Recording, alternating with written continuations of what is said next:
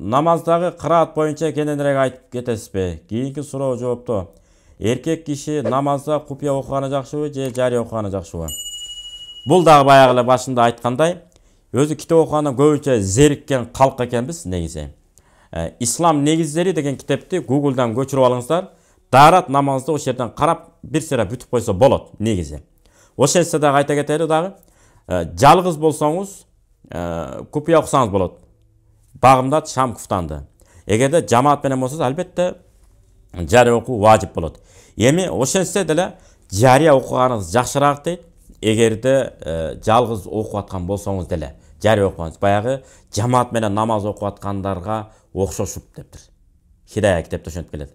Ал эми жанагындай бир шашылыш түрдө бир жерге барып калдыңыз, бирөөнүн үйүнө. Ал жерде тим эле кырааты менен окуган киши болуп, жария окуганын кереги жок. Ал жерде купуя акырын эле окуп алып кетип калганыңыз жакшы. Сөздүн токотери, жалгыз болсоңуз, кааласаңыз жария окуйсуз, кааласаңыз купуя окуйсуз. Бирок жария окуганыңыз жакшыраак, эгерде үйүңүздө болсоңуз, жатай, мечитте болсоңуз, жаныңыздагыларга жолтоо болбосоңуз.